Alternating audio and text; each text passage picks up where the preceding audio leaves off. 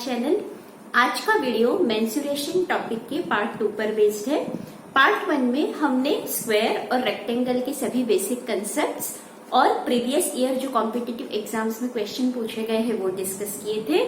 आज के वीडियो में हम सर्कल पर बेस्ड जो बेसिक कंसेप्ट्स हैं पहले वो डिस्कस करेंगे और फिर हम जो क्वेश्चंस है जो प्रीवियस ईयर में कॉम्पिटिटिव एग्जाम्स में पूछे गए हैं वो डिस्कस करेंगे।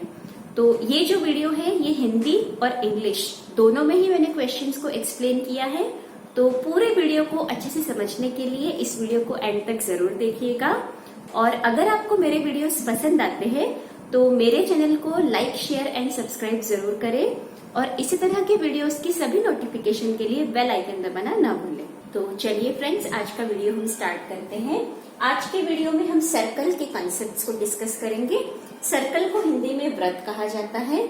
तो आपने सभी ने ये बात अपनी छोटी क्लासेस में भी पढ़ी होगी कि जो सर्कल होता है उसका एक केंद्र बिंदु होता है, इसे इंग्लिश में सेंटर कहा जाता है। और ये जो सबसे लंबी रेखा जो आपको इस सर्कल में, इस वृत्त में नजर आ रही है, तो ये बेसिकली क्या काम कर रही है, इस पूरे सर्कल को, इस पूरे वृत्त को दो भागों में डिवाइड कर रही है। तो अगर हम बोले इसे, तो ये जो पोर्शन है इसे इंग्लिश में सेमी सर्कल कहा जाता है।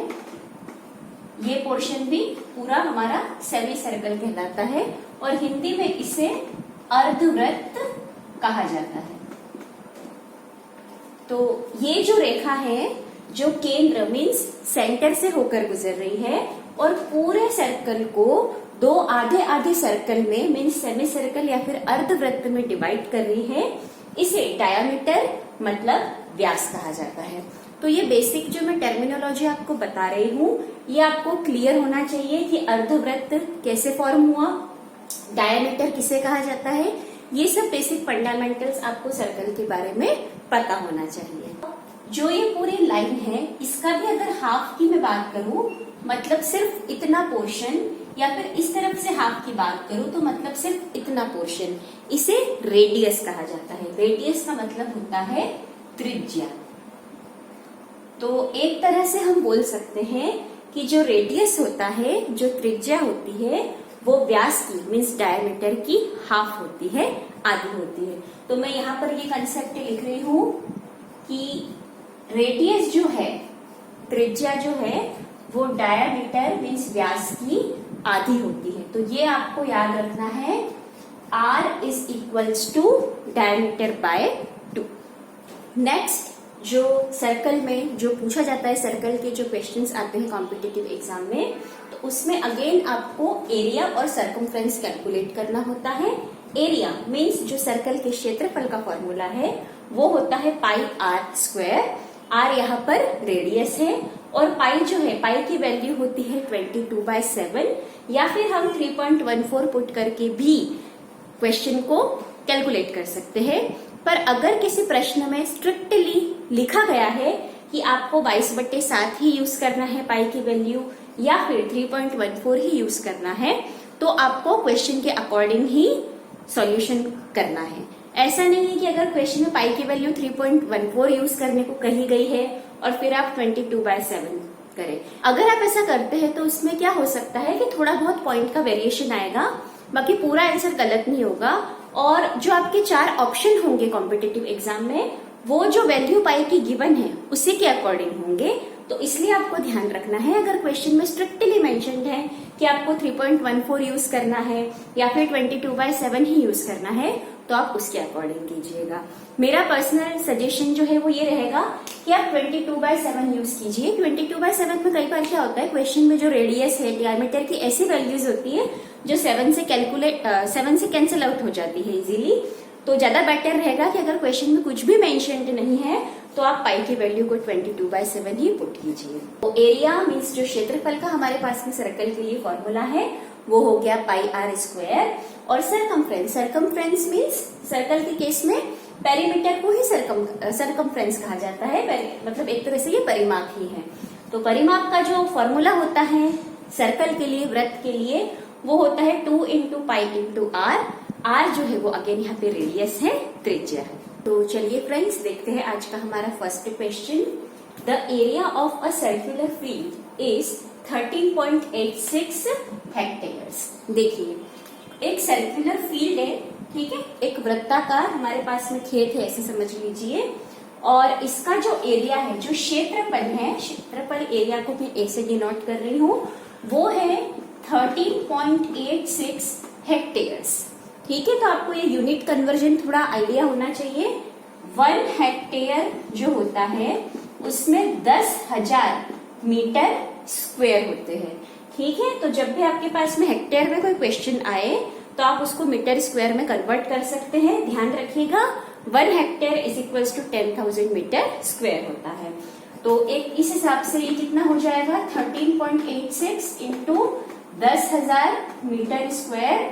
यहाँ पॉइंट हटेगा तो पॉइंट के बाद में 2 डिजिट्स है, 2 संख्याएं हैं, तो अपॉन में 100 आ जाएगा।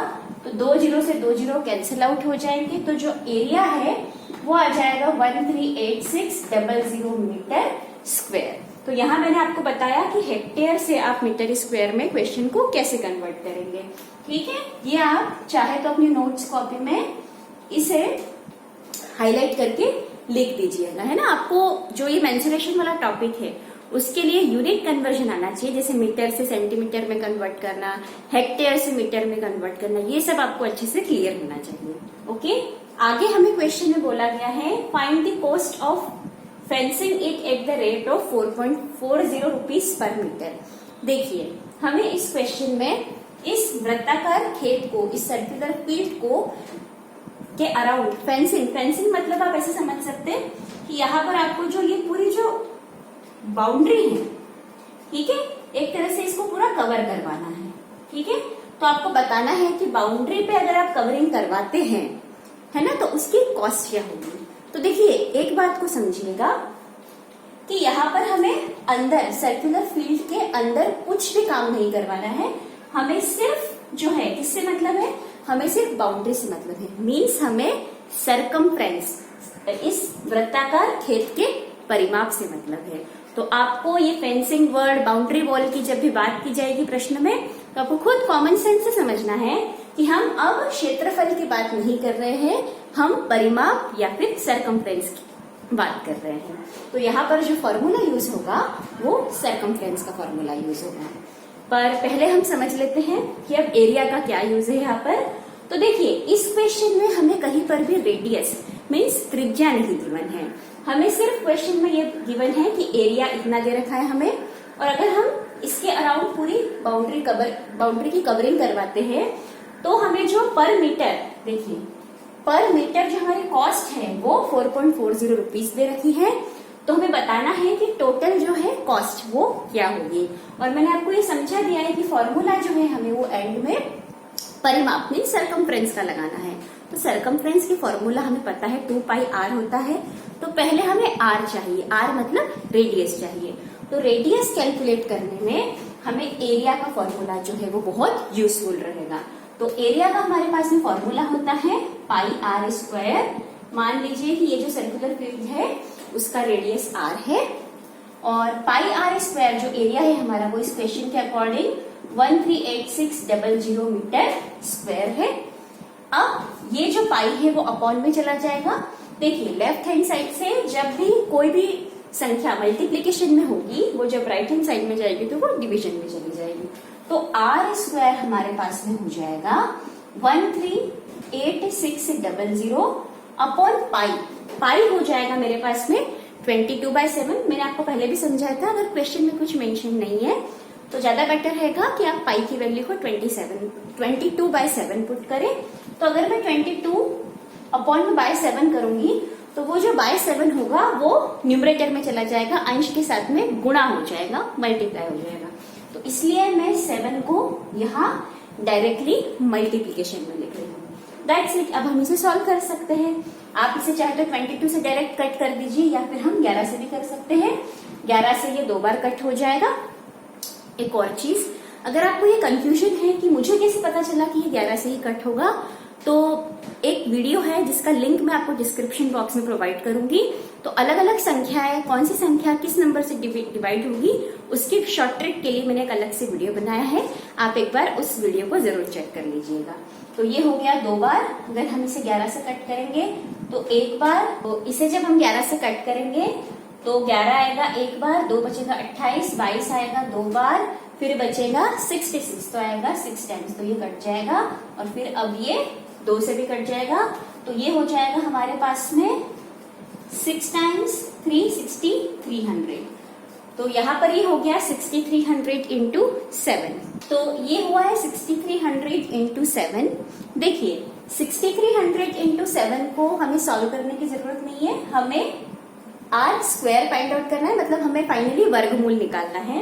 तो हम क्या कर सकते हैं, 6300 को मैं अगर लिख दूं 63 इंटू 100 इंटू 7, और 63 मेरे पास में हो जाएगा 9 इंटू 7, 7 नम्स 63 होता है, तो मैं 63 को 9 इंटू 7 भी लिख सकती हूँ, इंटू 100 इंटू 7 हो जाएगा मेरे पास में। अब ऐसा मैंने क्यों किया इसे ध्यान से समझिएगा।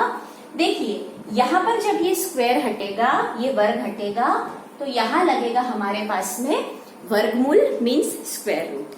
अब इससे बेनिफिट क्या हुआ ऐसा इस तरह से इसको सॉल्व करने में, देखिए 9 का जो वर्गमूल होता है वो होता है 3, हमें पता है, ठीक है, ध्यान से समझिएगा।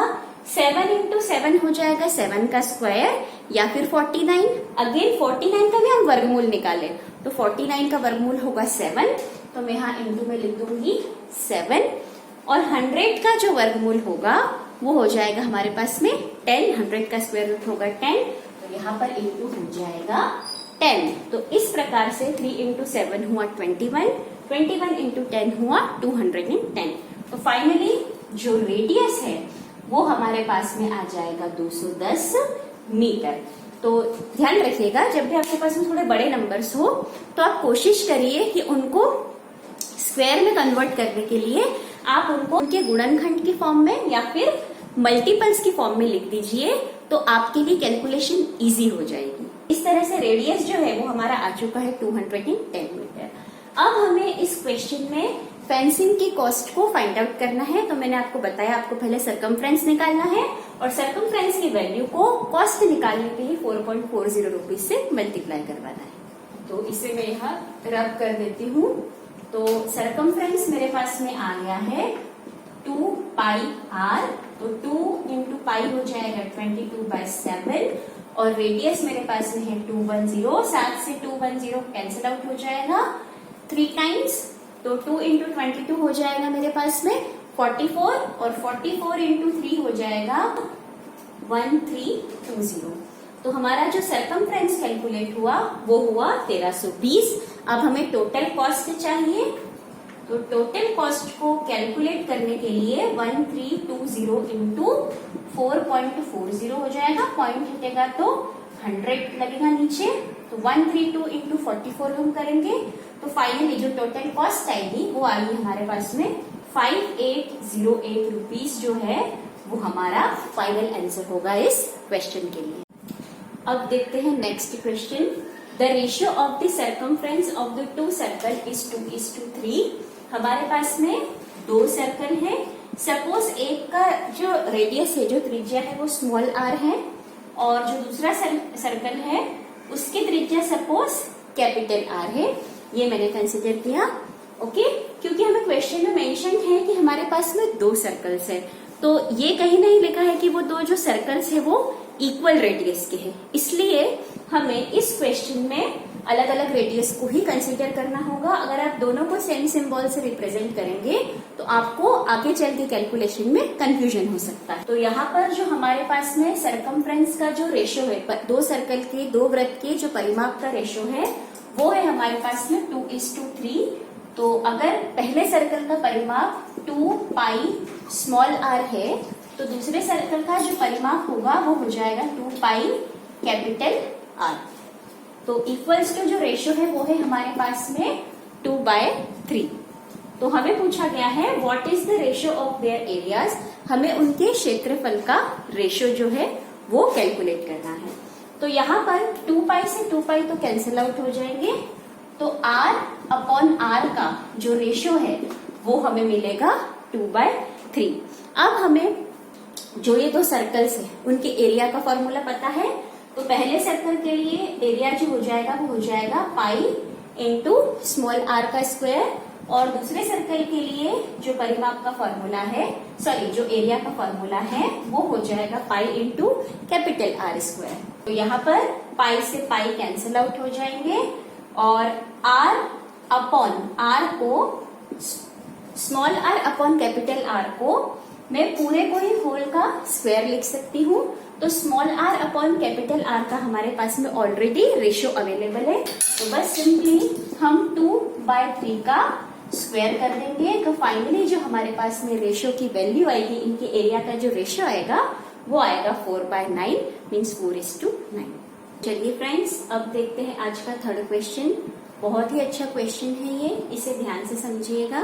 The wheel of a car of diameter 80 centimetre, एक कार है, उसकी जो व्हील है मतलब जो पहिया है उसका जो डायमीटर है वो हमें 80 सेंटीमीटर गिवन है। एंड हमें आगे बोला गया है how many complete revolutions, revolutions की बात हो रही है, मतलब चक्कर लगाना, व्हील जो है वो चक्कर जो लगा रही है उसकी बात हो रही है। How many complete revolutions does each wheel make in 10 minutes.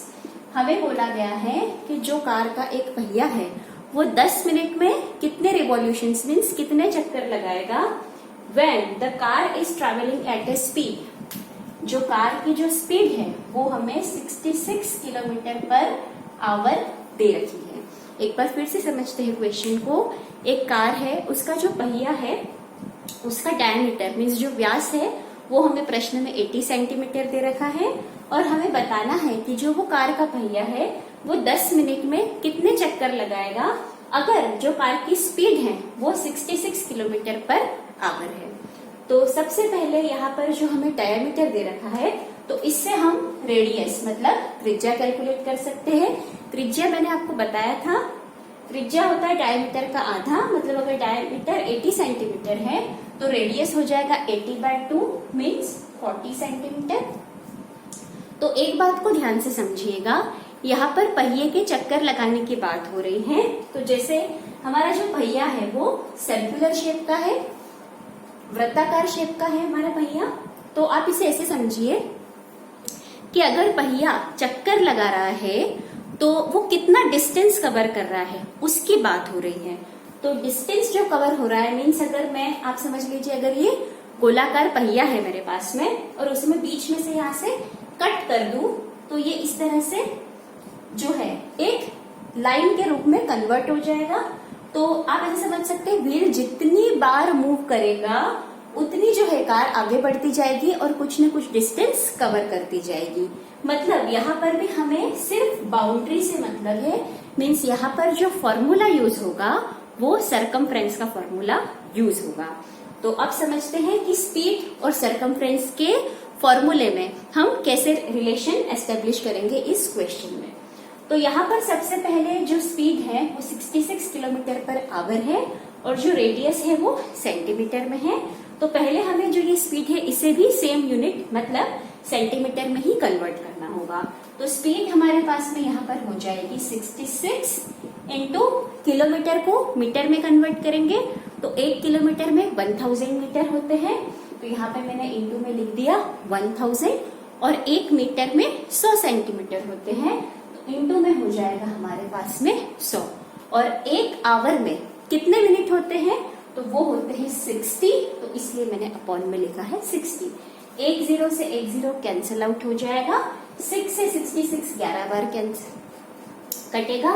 तो इस तरह से हमारे पास में अब जो स्पीड आएगी वो आएगी 11 4 टाइम्स 0। ओके, तो ये हमारी स्पीड आई है, पर ये स्पीड आई है सेंटीमीटर में, अपॉन में आएगा हमने आवर को मिनट में कन्वर्ट किया है। तो ये जो स्पीड आई है हमारी पर मिनट स्पीड आई है। तो इस क्वेश्चन में जो हमारे पास में पर मिनट की जो स्पीड हुई है वो 1,10,000 सेंटीमीटर पर मिनट हमारे पास में स्पीड कैलकुलेट हो गई है। अब हमें पूछा है क्वेश्चन में कि 10 मिनट में जो गाड़ी का पहिया है वो कितने चक्कर लगाएगा। तो आप ऐसे समझिए कि जो टोटल डिस्टेंस कवर हुआ है 10 मिनट में वो हमें सबसे पहले निकालना है। तो मैं यहाँ लिख रही हूँ डिस्टेंस जो कवर हुआ है, डिस्टेंस कवर्ड इन 10 मिनट्स की अगर बात करें तो यहाँ पर 1 मिनट में जो गाड़ी है वो 1,10,000 सेंटीमीटर का जो डिस्टेंस है वो कवर कर रही है। फिर से समझिएगा, यहाँ जो हमने स्पीड निकाली उससे हमने ये कंक्लूड किया कि 1 मिनट में जो हमारी गाड़ी है, जो कार है, वो 1,10,000 सेंटीमीटर का डिस्टेंस कवर कर रही है। तो 10 मिनट में कितना डिस्टेंस कवर करेगी? तो 1,10,000 सेंटीमीटर 1 मिनट के लिए है, तो 10 मिनट में वो इंटू 10 डिस्टेंस कवर करेगी। और ये जो टोटल डिस्टेंस कवर हुआ वो किसके बराबर होगा? वो जो कार की व्हील है वो जितने चक्कर लगा रही है, सपोज वो n नंबर ऑफ चक्कर लगा रही है, n नंबर ऑफ रिवॉल्यूशंस लगा रही है, उसे हम मल्टीप्लाई कर देंगे। मैंने आपको बताया कि कार जितना परिमाप, जितना सरकमफ्रेंस जो है कार की व्हील वो कवर करेगी, उतना उतना डिस्टेंस कवर होता जाएगा। तो यहाँ पर मैं जो टोटल नंबर ऑफ रिवॉल्यूशंस है उसे सरकमफ्रेंस से मल्टीप्लाई करवा दूंगी। तो फाइनली मुझे जो नंबर ऑफ रिवॉल्यूशंस है जो हमें इस क्वेश्चन में फाइंड आउट करने हैं वो मिल जाएगा। तो यहाँ 2n इंटू 2 इंटू पाई हो जाएगा 22/7। रेडियस हमारे पास में है 40 सेंटीमीटर। देखिए रेडियस हमारे पास में 40 सेंटीमीटर था, सेंटीमीटर में था, तो इसलिए जो मैंने डिस्टेंस है वो भी सेंटीमीटर में पहले ही कन्वर्ट कर दिया था, जिससे हमें एंड में कैलकुलेशन में दिक्कत ना आए। बस अब हम n निकाल लेंगे। तो यहाँ पर n की वैल्यू फाइंड आउट करने के लिए ये हो गया 11 एंड 5 टाइम्स 0 और अपॉन में आ जाएगा यहाँ पर 2 इंटू ये जो 22/7 है, 22 इधर आएगा, 7 ऊपर चला जाएगा और ये जो 40 है वो नीचे आ जाएगा। तो इस तरह से हमारे n की वैल्यू कैलकुलेट होगी। घबराने की बिल्कुल जरूरत नहीं है। मैंने ये जो LHS RHS है बस उसी को ही सॉल्व किया है। जो यहाँ पर RHS में मल्टीप्लीकेशन में था उसे LHS में डिवीजन में ले लिया, जो RHS में डिवीजन में था उसे LHS में मल्टीप्लाई में लिया है। बेसिक जो अलजेब्रा में हमने सीखा है इक्वेशन को बैलेंस करना, दैट्स इट, वही मैंने किया है। बस अब हम इसे सॉल्व करेंगे। तो ये हो जाएगा हमारे पास में, ये चला जाएगा एक बार 11 से कटेगा और बाकी 1 2 3 4 5 जीरोस मिलेंगे हमें। ये हो जाएगा 2, ये 2 इंटू 2 हो जाएगा 4, 4 से इसको कट करेंगे तो 25 चौक 100 होता है, तो यहाँ आ जाएगा 25,000 और ये 1 0 से 1 0 कैंसिल आउट हो जाएगा। 4 से 2500 को डिवाइड करेंगे तो हमें मिलेगा 6 चौक 24, 6 टाइम्स और बचेगा 10, तो 2 टाइम्स और ये 5, तो ये हो जाएगा 625। 625 को 7 से मल्टीप्लाई करवाएंगे तो हमारे पास में जो फाइनली जो नंबर ऑफ रिवॉल्यूशंस आएंगे, जितनी चक्कर लगाए हैं व्हील ने, वो जो आएगा वो आएगा 4375। So 4375 will be our final answer. अब देखते हैं नेक्स्ट क्वेश्चन। ये क्वेश्चन बैंक पीओ 2010 में पूछा गया है। Cost of fencing a circular plot at the rate of 15 rupees per metre is 3300। हमें बोला गया है एक सर्कुलर मीन्स एक वृत्ताकार प्लॉट है और उसकी जो फेंसिंग है मीन्स उसकी जो बाउंड्री बनाने का जो खर्चा है वो 15 रुपए पर मीटर के हिसाब से टोटल जो कॉस्टिंग है उसकी वो 3300 है। तो मैंने बताया जब भी हम फेंसिंग या फिर बाउंड्री की बात करेंगे तो हमें परिमाप का फॉर्मूला लगाना है। तो इस केस में जो टोटल कॉस्ट है वो हमें दे रखी है 3300।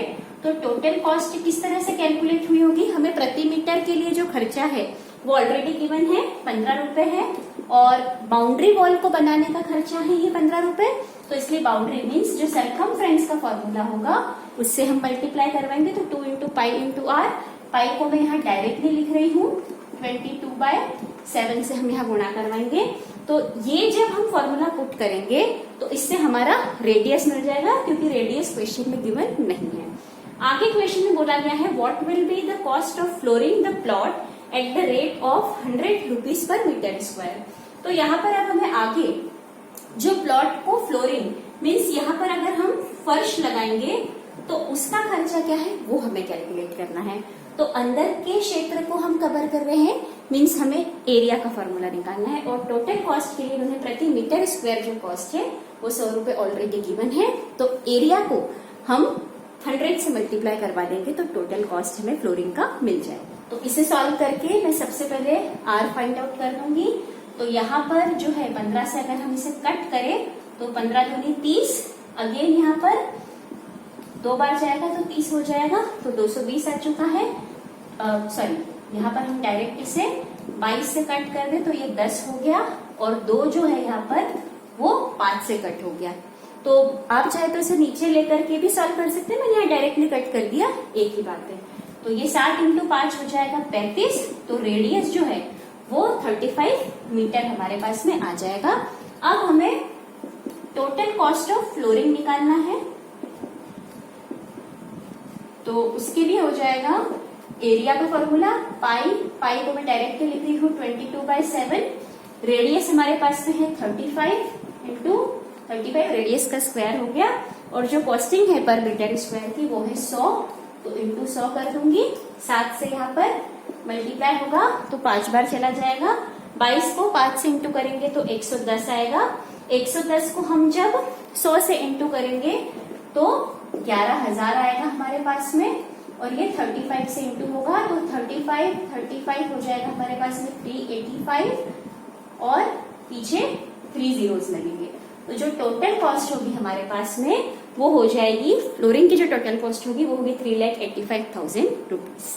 तो फ्रेंड्स, ये थे सर्कल पर बेस्ड प्रीवियस ईयर के कुछ इंपॉर्टेंट क्वेश्चंस। आप ज्यादा से ज्यादा इस टाइप के क्वेश्चंस की प्रैक्टिस कीजिएगा, और अगर आपके कुछ क्वेरीज हो, कुछ डाउट्स हो, तो आप कमेंट सेक्शन के थ्रू मुझसे पूछ सकते हैं। नेक्स्ट वीडियो में मैं मेंसुरेशन का पार्ट 3 लेकर आऊंगी, उसमें हम कुछ अलग टॉपिक के क्वेश्चंस को डिस्कस करेंगे। So see you soon in next video.